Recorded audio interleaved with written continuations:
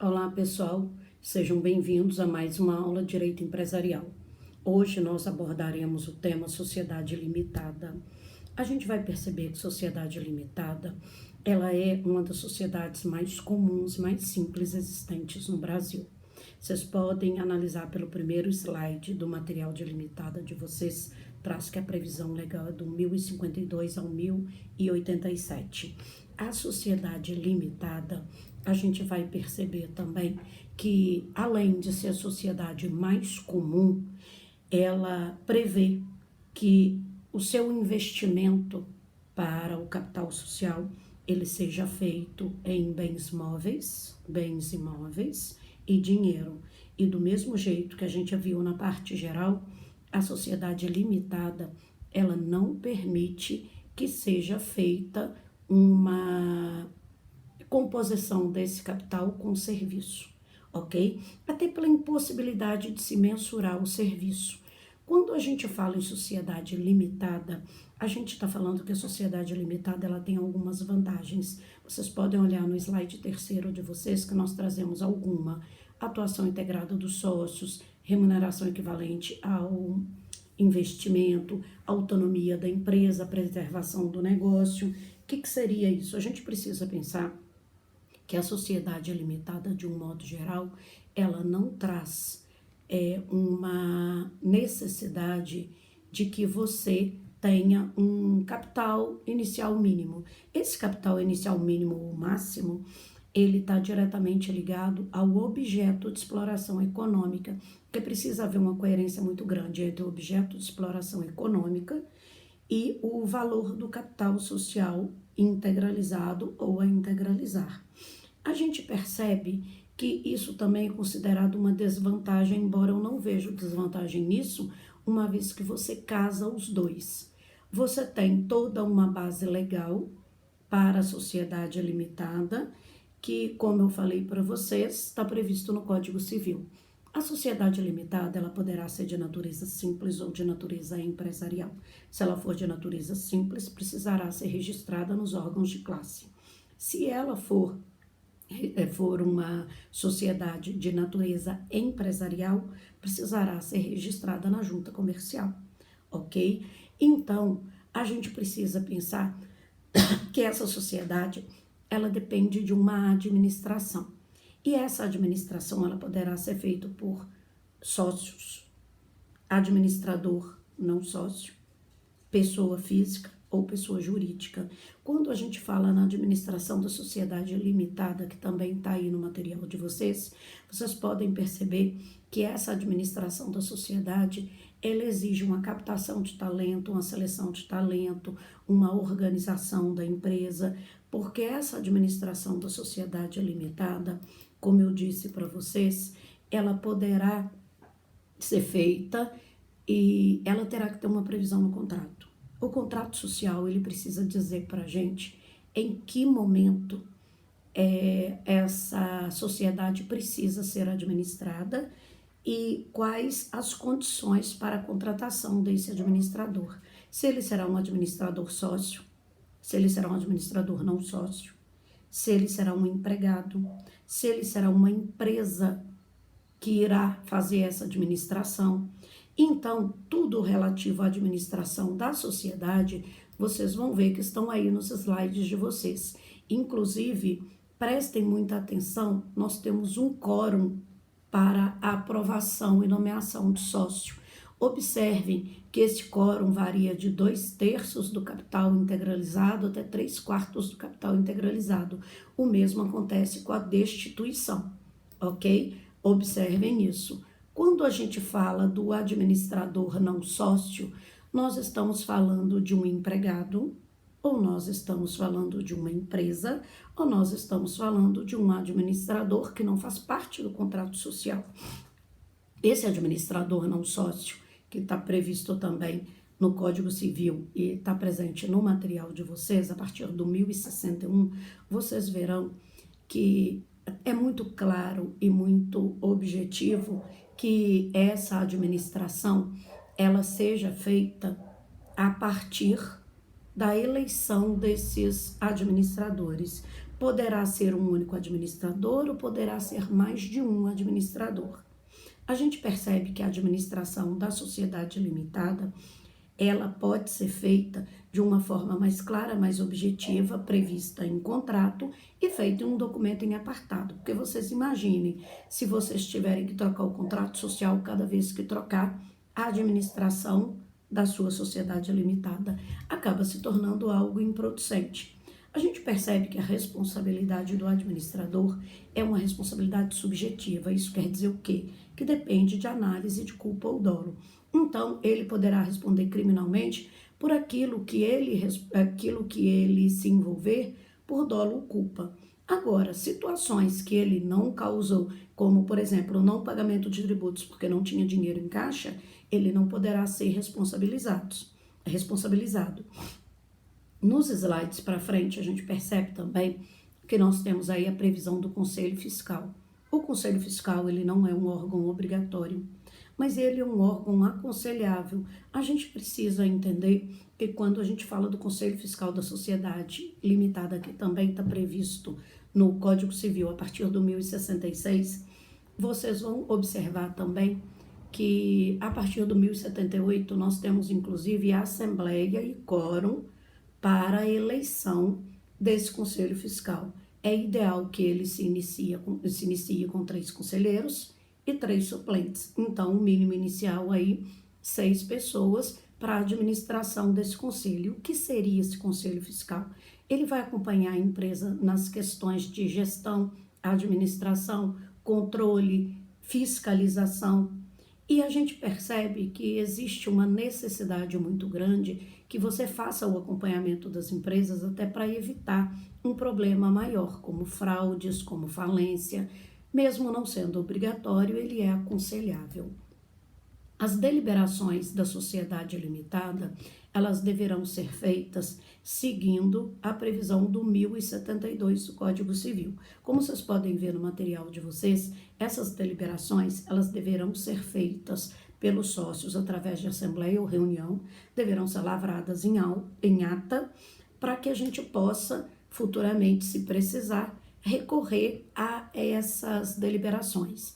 Essas deliberações previstas no 1071, elas têm quórum de aprovação. E aí vocês vão perceber que você tem, como está aí no material de vocês, a aprovação de contas do administrador, designação do administrador, modo de remuneração do administrador, que também varia de metade do capital social integralizado até 3/4 do capital social. Então prestem muita atenção nesses quórums, porque esses quórums são muito utilizados nas minhas provas e também são muito utilizados em concurso público. Agora, a gente vai falar da integralização e subscrição do capital social da sociedade limitada. A integralização do capital, ok, poderá ser feita em dinheiro ou em capital, desde que tenha uma previsão contratual de como que isso será feito.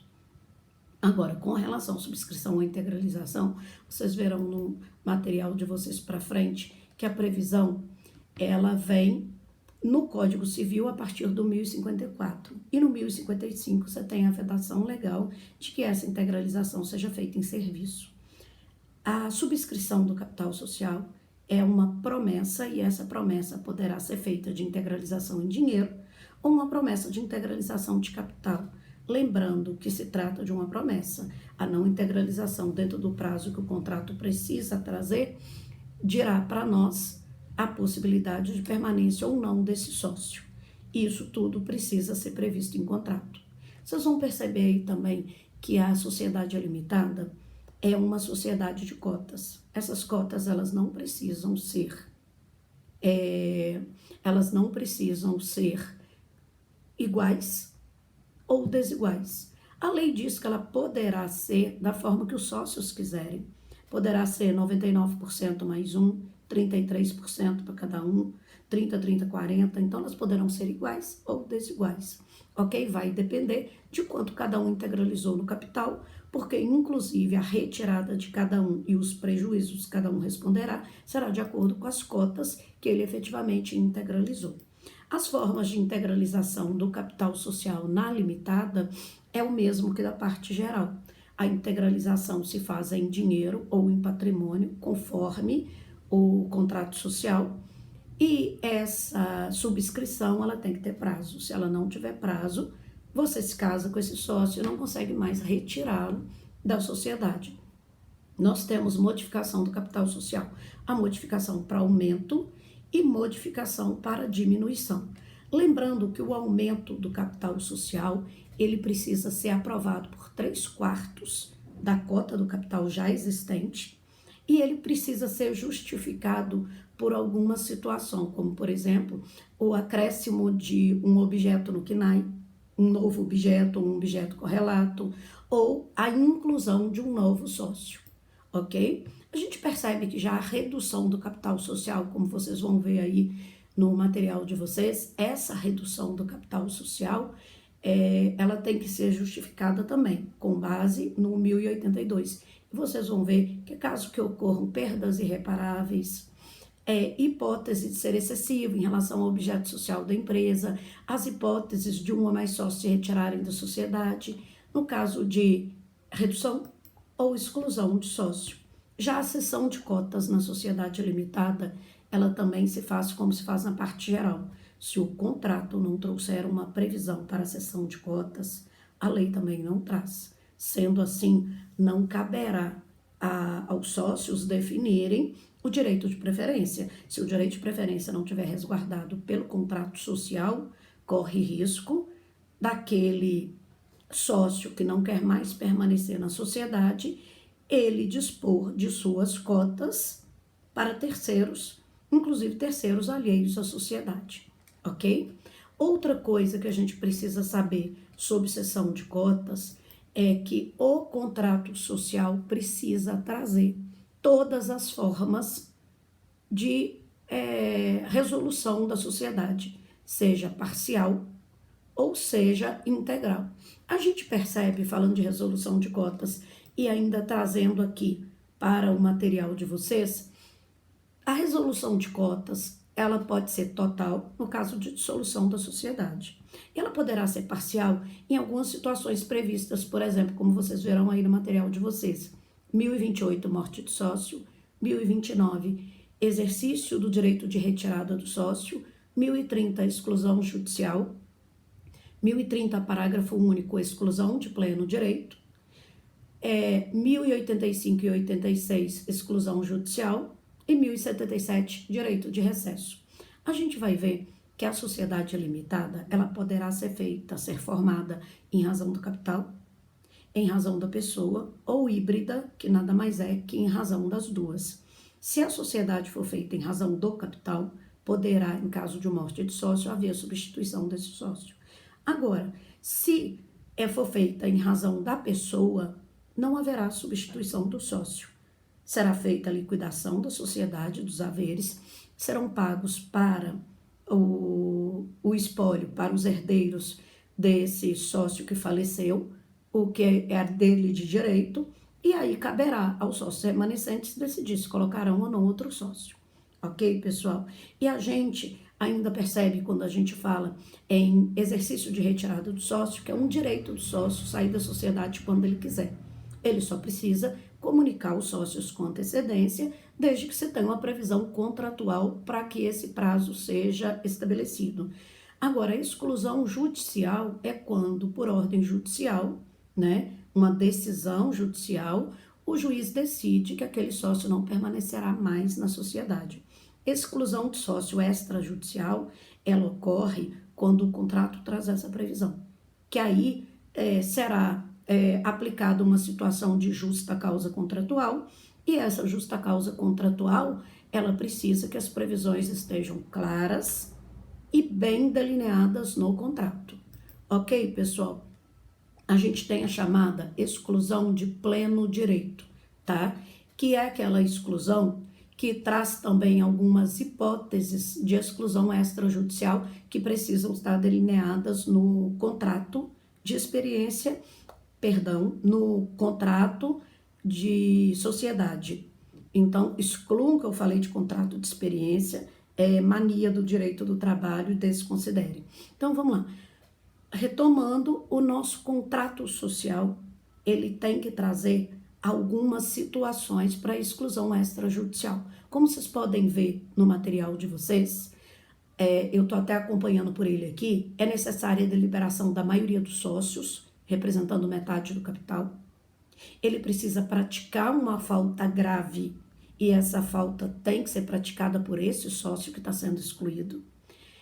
Previsão contratual autorizando essa exclusão e a deliberação por assembleia ou reunião para a exclusão desse sócio. E aí, gente, a gente vê o seguinte, a sociedade limitada é uma sociedade que na sua formalização ela é extremamente simples. Ela não é um tipo de sociedade complexa, muito pelo contrário. A gente só precisa que o contrato esteja bem delineado para que não se tenha problemas futuros.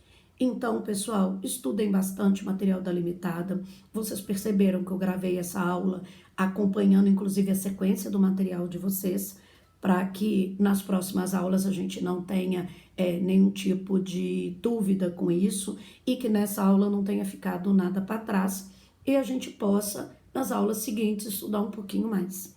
Pessoal, leiam o material, estudem com carinho. A gente se encontra nessa semana. Um abraço para vocês. Até a próxima aula.